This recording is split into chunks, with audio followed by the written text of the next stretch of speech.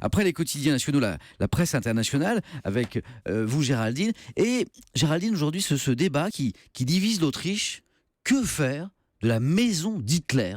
Ça fait des années que cette bâtisse embarrasse le gouvernement qui a pris sa décision, ça y est, il veut la démolir. Oui, cette grande bâtisse jaune de 2 étages située dans le centre historique de la ville de Braunau am Inn, près de la frontière allemande, c'est devenu un boulet dont personne n'arrive à se débarrasser. Hitler y est né en 1889 et juste après l'annexion de l'Autriche par le Reich en 1938, il l'a fait racheter, classer.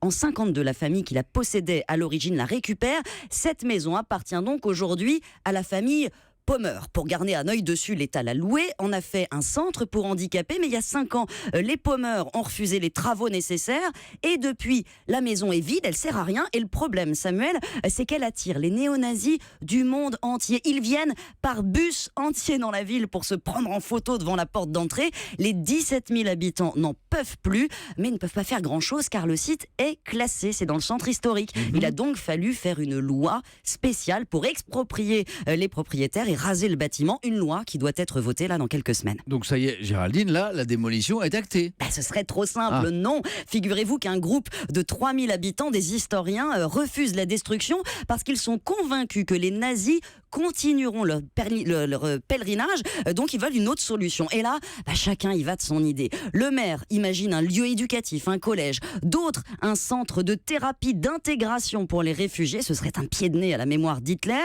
Et les gens de la ville, les riverains, eux disent non, il faut construire un truc bien nul, bien moche, devant lequel personne n'aura envie de se prendre en selfie, genre un supermarché. Le ministre, lui, tient à sa démolition et pour calmer tout le monde, il a mis en place une commission, un collège de 12 sages et le sujet est tellement sensible que leurs noms ne sont pas connus, ils restent anonymes, mais ils promettent de trancher avant la fin de l'année le sort de la maison du diable. Que va devenir cette fameuse maison d'Hitler à suivre donc?